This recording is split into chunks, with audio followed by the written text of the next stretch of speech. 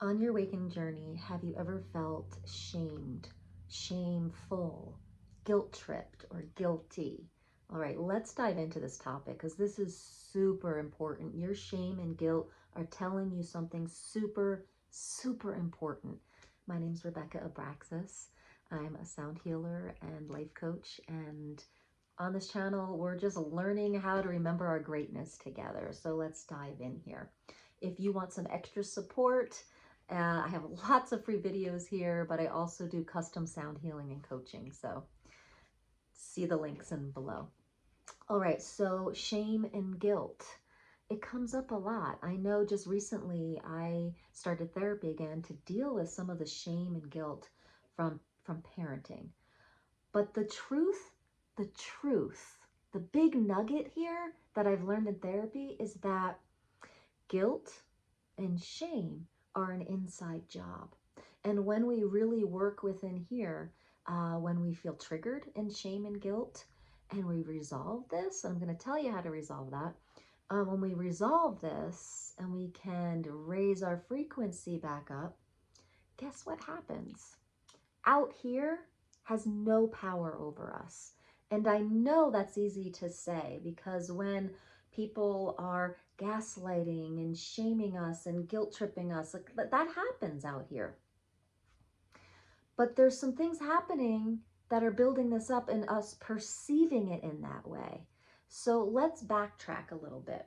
When you were a kid, you came up with certain belief systems, certain thoughts, certain definitions of life, of people that had to be in place for you to feel safe, for you to feel loved. If the parent and the teachers and the people around you weren't being super present with you, that was threatening. So then you went into, well, I need to be loved here. So what prevented you from feeling love, that you had to try to adjust yourself to feel loved, was that there wasn't enough presence in your life. So here we are trying to feel loved and survive in the world, and we come up with all these definitions and beliefs and thought systems. Now we have to meet all of those things throughout our life, and if we don't live by them, there's certain things that we start to feel, two of them being shame and guilt. So now what? Now we're an adult and now we're still triggered. We're triggered when someone says something that from our childhood self would feel shameful if we didn't do it that way. I have an example here, a really good example. It's very fresh in my life. So we went away for my husband's birthday, and I brought little presents, and I wanted to do enough for him on our trip so that he felt celebrated. But I did not do a birthday cake for him. So when we got back from our trip, he came into the room and said, you know what, I'd really like a birthday cake this year. And he likes birthday cakes every year. He loves cake. So I was getting ready for work. I was taken off guard and I got triggered. And I started to ask questions of, did you feel celebrated on the trip? Did I do enough for you? And then it escalated and he was like, wow, I feel like I can't really ask for what I want or need. And I was like, what? So anyway, all this triggered happened. It turned into a fight and I had to go to work. Next thing I know, I'm getting some feedback from a friend and I realized that what if it really just was him asking for a cake? And we realized that he just wanted a birthday cake to feel like his birthday happened. He loves birthday cake and ice cream. That's it. That's all. And instead I made it about me because it triggered me into feeling like I didn't do enough. I wasn't enough for him on the vacation. And that is my internal world trying to make something important here. And so that's an inside job for me to take a look here at the guilt and shame and not enoughness that was triggered by my husband just asking to have a birthday cake. And so what I had to do was go inside and look at that inner child and say, what's going on here? What are you feeling? How old are you? And really get to know this part of myself, how old I was being, what beliefs were in place, and all of that. And it doesn't have to take long. And you can write all this down in a journal. And what's so cool about these triggers of feeling not enough, shame, and guilt is that they are letting us know that we're not functioning from our highest self.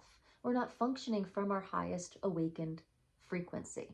And so if you are on this awakening journey and you really want to be living from your highest consciousness, this is the work. This is the work, looking at when shame and guilt come up, when we feel like someone is guilt tripping us, when we feel like someone is shaming us. So I had a lot of this going on in my house with my oldest teen, who's 18. I felt very shamed by him, and I felt like there was a lot of guilt that was building up for me because he was telling me all the things that I was doing wrong. Now there's two things going on here. There's my triggers and there's his triggers. His triggers have nothing to do with me, and my triggers have nothing to do with him. What if we really looked at this and dealt with this as an inside job? Like, you take it to your meditation pillow, you take it to your journal, you take it to your therapist, and you just work with this. Why do I feel like my mother didn't do enough for me? Why do I feel guilty when I don't do this, or that for my children? So one of the things that have come up for me as I've gone back into therapy to work through some of this guilt and shame sensation is that I have an awareness of my highest self, of a definition of what that might be. And when I'm not acting from there, then I feel guilty and I feel shame. So there's two things here. If you are aware of your highest self and then you act from a lower self, the lower mind, you're going to feel denser feelings. You're going to feel shame and guilt. If you have a belief system that being a good parent or a good partner has to have all these boxes ticked and you don't fill them up, you're going to feel shame and guilt and not enough. So when we look at our triggers, we can also look at all the boxes and definitions we've put in that we had to show up a certain way to be worthy, right? So we need to upgrade that system, that belief system, right? And then once that's upgraded, then we can take a look at like, oh, am I just not living from my higher self? Yeah, like I wish I would have I wish I would have acted in a way that was more compassionate or kind or loving, or I wish I would have been more kind to myself and made a choice around that.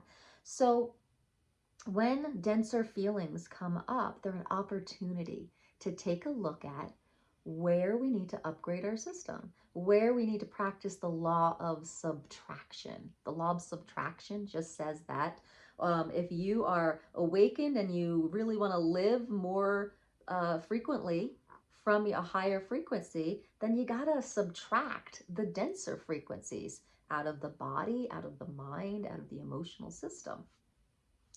So law of vibration says one vibration will expand and attract other vibrations, right? So where do you live from the most? That's where you're going to attract vibrationally, okay? So if we are triggered and we have this belief system, certain belief systems in place that are triggering shame and guilt for us, or people in our lives that seem to be guilt tripping or shaming us, that means that something in our subconscious is really alive vibrationally around that for that to be mirroring back to us. I know that's a very humbling thought. It's annoying to hear that. I know because I live this a lot, especially living in my house with two teens and seeing like what's mirrored to me. But it is a gift. It is a gift, and see it as such. And just remember, you can use some tools here. One is that inner child work that I just told you about. And the other one is, I don't receive this anymore. So when someone's kind of in this habit of treating you a certain way with certain guilt tripping or gaslighting, you can just start to say, I don't receive this. I don't receive this anymore. And say it out loud. Convince yourself. Let your subconscious know, like, not receiving this anymore. And the other way of working through it is just, that's just their interesting point of view. You can just, oh, that's an interesting point of view. You have that point of view. This is an interesting point of view. I have this point of view about myself. So these are just some different things that you can use, to little tools that you can use to kind of turn this around. Okay, so one is work with it on the inner child way and upgrade the belief systems. The other thing is don't receive the energy. And another way is access consciousness tool called interesting point of view. So you don't take on people's judgments and belief systems. It's not yours. So let me know if this is helpful. Let me know in the comments, because shame and guilt can be debilitating. They can even cause some really intense depression, even suicidal thoughts. When we're on the awakening journey, if you're feeling these kind of denser emotions, know, please know that these are raising up from the subconscious, and you now get to release them, integrate them, feel them, okay?